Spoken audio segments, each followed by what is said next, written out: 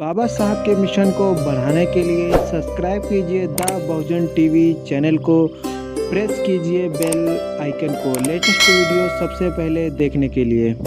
विश्व के सभी मेरे साथियों को राजरत्न अम्बेडकर की ओर से जय भीम, नमो बुद्धाय। द अनटोल्ड अम्बेडकर के 13वें भाग में आप सभी लोगों का स्वागत है। डॉक्टर बाबा साहब अम्बेडकर जी ने भारत को, भारत का ही नहीं बल्कि विश्व का सर्वोत्तम ऐसा संविधान भारत को निर्माण करके दिया। लेकिन आज भी भारत के सवर्ण जो है, ब्राह्मण जो है, ये भारत के संविधान को नहीं मानते। 26 जनवरी 1950 को लागू हुआ यह संविधान दूसरे ही दिन दिल्ली में जलाया गया। 2018 में हम लोगों ने देखा कि भारत के ब्राह्मणों ने संविधान को जलाया। आखिर क्यों भारत के ब्राह्मण भारत के संविधान को नहीं मानना चाहते? मैं आपको भारत के संविधान का आर्टिकल 13 आप लोगों को दिखाना चाहता हूं।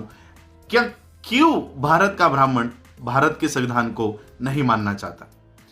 आर्टिकल 13 में डॉक्टर बाबा साहब अम्बेडकर लिखते हैं, इंग्लिश में मैं ये पढ़ूंगा, उसका अर्थ मैं आपको हिंदी में समझाता हूं। लॉज इनकंसिस्टेंट विथ और in derogation of the fundamental rights.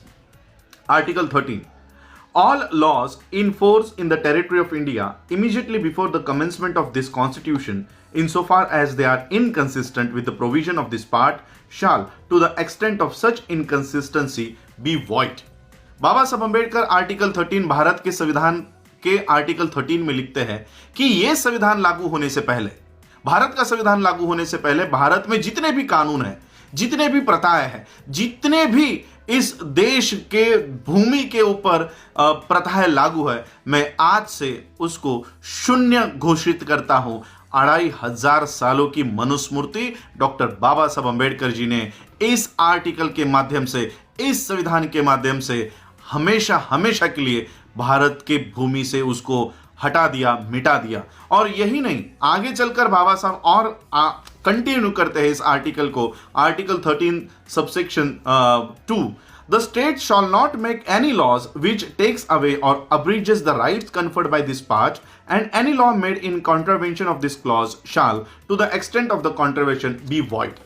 आगे बाबा साहब और लिखते हैं कि हमारे मूलभूत अधिकारों को छीनने वाले कानून भारत की कोई भी सरकार कितनी भी बहुमत में आए, कितने भी राज्यसभा में, कितने भी लोकसभा में, संसद में भारी बहुमत से भी अगर वो वहां पर जाकर बैठ जाते हैं तो भी वो हमारे मूलभूत अधिकार को कोई नहीं हटा सकता, कोई नहीं मिटा सकता।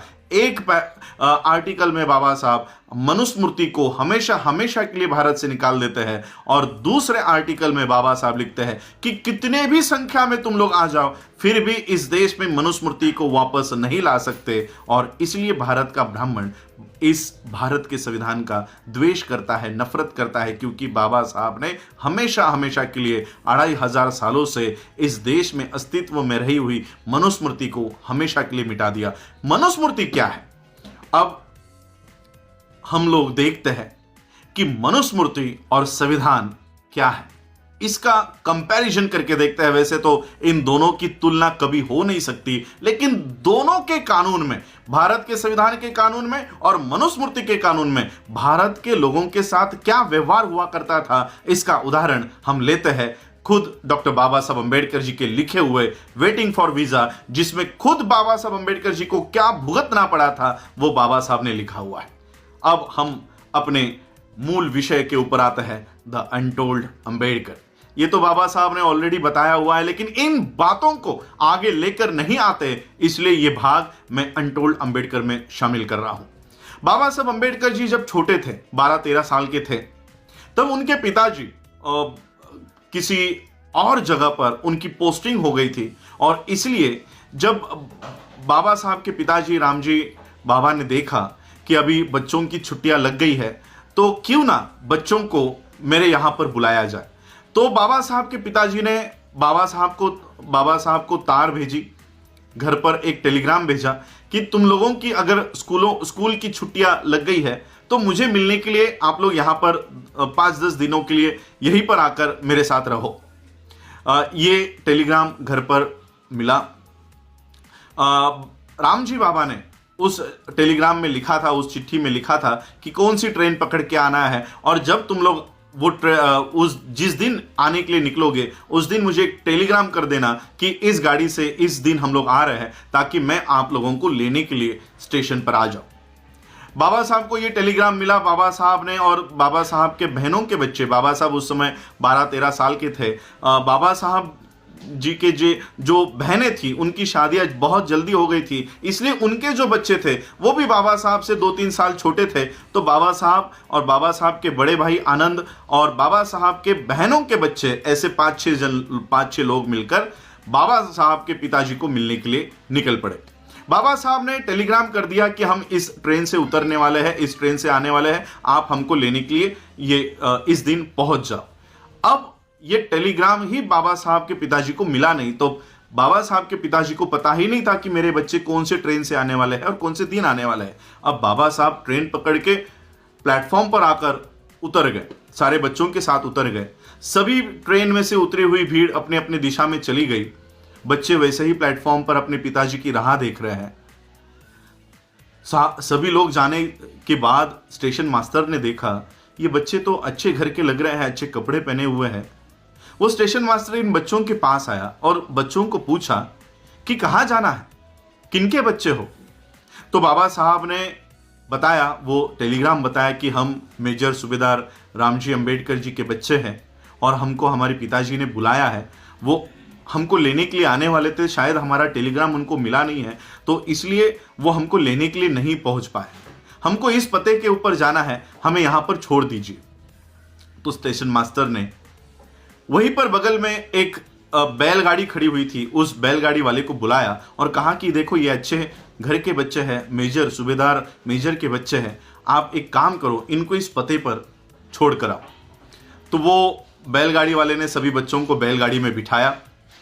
बैलगाड़ी बाबा साहब अंबेडकर जी के पिताजी के उस लोकेशन की तरफ चलने लग गई और थोड़ी देर में बैलगाड़ी वाले ने बाबा साहब से और बच्चों से बात करना शुरू कर दिया। और बातों बातों में बैलगाड़ी वाले ने बाबा साहब कौन से जाति के हैं, कौन से वर्ण के हैं, ये सारी हकीकत उस बैलगाड़ी वाले ने प्राप्त कर ली। बैलगाड़ी वाले को जैसे ही पता चला कि बाबा साहब एक अछूत है, अछूत के बच्चे हैं, वैसे ही उसने बैलगाड़ी रोकी और बैलगाड़ी रोककर सभी बच्चों को नीचे उतारा। बाबा साहब ने कहा कि हमको हमारे पिता के यहां छोड़ो। बैलगाड़ी वाले ने कहा कि तुमने मुझसे झूठ कहा और मेरे बैलगाड़ी में बैठे हो। मेरी बैलगाड़ी तुम लोगों ने अपवित्र कर दी है, तुम शूद्रों के बच्चे हो, अछूतों के बच्चे हो, मेरे बैलगाड़ी में बैठना ये तुम्हारा अधिकार नहीं है। बाबा साहब सभी बच्चे बैलगाड़ी से नीचे उतरे। बाबा साहब के पास कुछ पैसे थे। बाबा साहब ने कहा ये ज्यादा पैसे ले लो लेकिन हमको छोड़ दो। अब ज्यादा पैसों के लालच में बैलगाड़ी वाले ने कहा ठीक है, लेकिन तुम लोग अछूतों के बच्चे हो इसलिए मेरे बैलगाड़ी में नहीं बैठ सकते। तुम मेरे बैलगाड़ी के पीछे पीछे चलते चलते आओ और जब तुम थक जाओ तब मुझे बता देना, तुमको मैं बैलगाड़ी में बिठा दूंगा और मैं बैलगाड़ी से नीचे उतर के ये बैलगाड़ी आगे लेकर जाऊंगा। तुम अछूतों के बच्चे हो इसलिए मैं तुम्हारे बगल में नहीं बैठ सकता। तो जिस तरह से तय हुआ, सभी बच्चे बैलगाड़ी के पीछे पीछे पीछे पीछे चल रहे थे। 3-4 किलोमीटर बीतने के बाद बाबा साहब को प्यास लग गई। बाबा साहब ने बैलगाड़ी वाले से कहा कि आपके पास जो पानी है वो मुझे थोड़ा दीजिए, मुझे बहुत प्यास लगी है। बैलगाड़ी वाले ने कहा तुम लोग अछूतों के बच्चे हो, मैं तुम लोगों को अपना पानी नहीं पिला सकता, लेकिन आगे कोई अगर तालाब आता है, कोई नदी आती है तो मैं वो गाड़ी रुकाकर तुम लोग पानी पीकर आ जाओ। बहुत देर हो चुकने के बाद कोई तालाब, कोई नदी नहीं आ रही थी। उस बैलगाड़ी वाले ने देखा कि आगे कुछ पानी दिखाई दे रहा है। बैलगाड़ी वाले ने बैलगाड़ी रोकी और बाबा साहब से कहा कि देखो वहां पर कुछ पानी है। बाबा साहब और सभी बच्चे उस पानी की ओर गए। नजदीक जाकर देखा तो वो कीचड़ में थोड़ा बहुत पानी दिखाई दे रहा था। बाबा साहब ने देखा ये तो कीचड़ है, यहाँ का पानी मैं कैसे पी सकता हूँ। लेकिन बहुत प्यास लगने के बावजूद, बहुत प्यास लगी थी, इसलिए बाबा साहब अंबेडकर जी ने वो मट्टी हटाई और वहां का पानी बाबा साहब ने पिया। ये पानी पीने के बाद बाबा साहब अंबेडकर जी को अपने पिता के पास पहुंचाया गया और पिता ने देखा कि मेरे बच्चों की क्या हालत हुई है। और बाबा साहब तब रो रहे थे। तब बाबा साहब को राम जी ने शांत किया और कहा कि देखो देखो कि बाहर की दुनिया में तुम्हारी क्या हैसियत है, बाहर की दुनिया में क्या हैसियत है, और इसी चित्र को तुमको बदलना है, इसी व्यवस्था को तुमको बदलना है। और उसी बच्चे ने जाकर भारत का यह संविधान लिखा। मनुस्मृति के कानून में बाबा साहब को कीचड़ का पानी पीने के लिए मजबूर कर दिया गया था।